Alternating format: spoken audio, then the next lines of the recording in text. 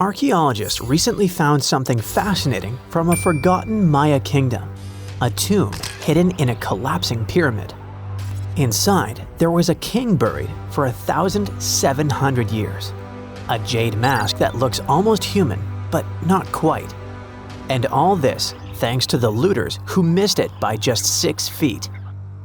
They stumbled upon it in 2022 in the dense jungles near the border of Guatemala, Mexico, and Belize. In Mayan times, this little place used to be called Xochitlam.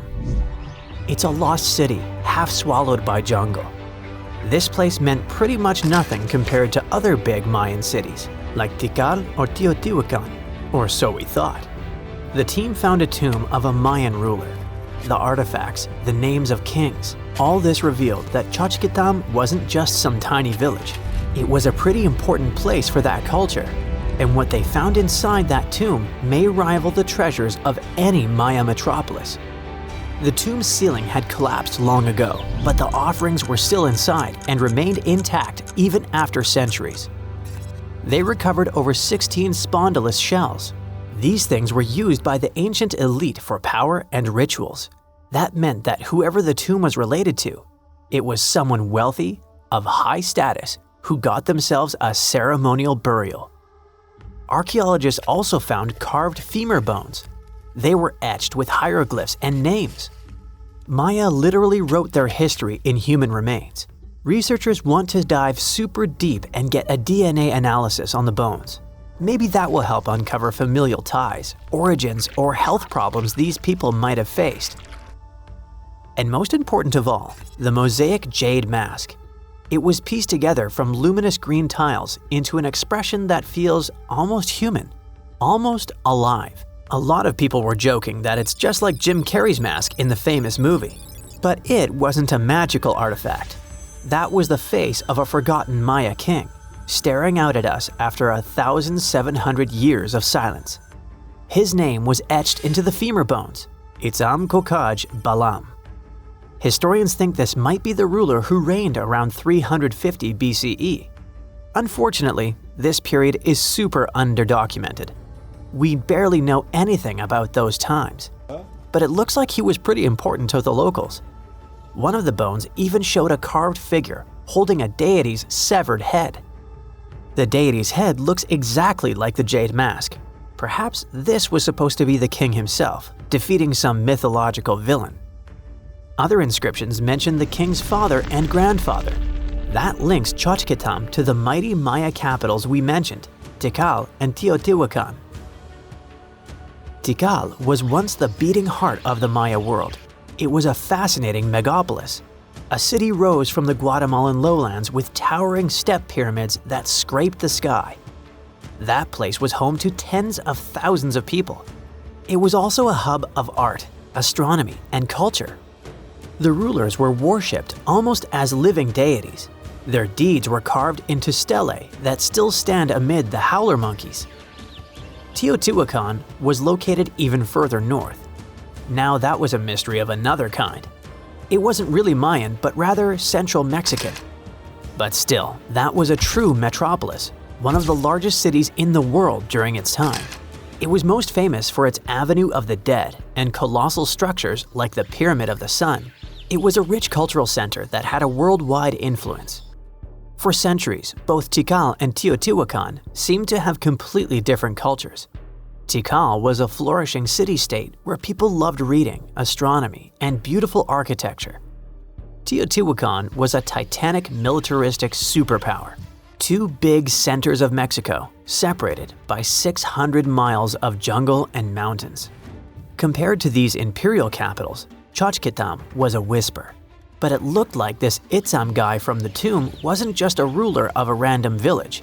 He seemed to have political ties in ancient Mesoamerica. The craziest part is that we almost lost this piece of history, all because of the looters.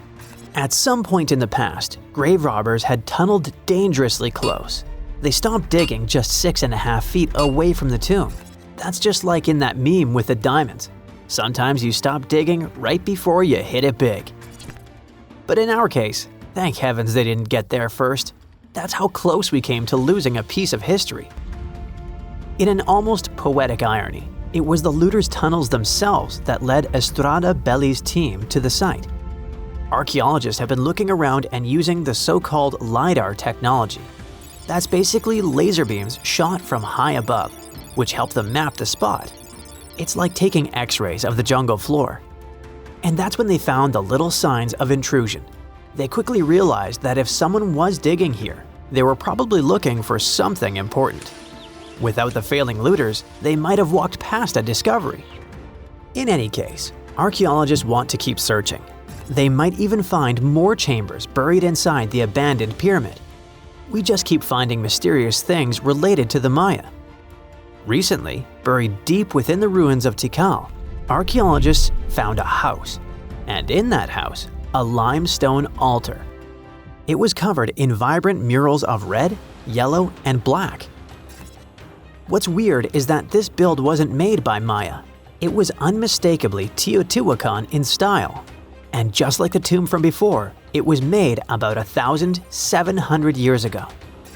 The altar was discovered inside a Maya-era residence known as Group 6DX7. It stood 3.5 by 6 feet right in the center of the home. That was very typical for Teotihuacan traditions. It bore a mural of the storm god that was also a central deity in the Teotihuacan pantheon. But this altar depicted no kings and no rulers. That's very weird. As we said, Maya worshipped and honored their dynasties and political power, putting them pretty much everywhere, like some merch. But instead, this altar worshipped the deities alone, and it did so in the heart of Maya's main capital, Tikal. When archaeologists dived deeper, they saw it as unmistakable proof that Teotihuacanos not only came to Tikal, they thrived there. This house wasn't some trade outpost. People actually lived in it.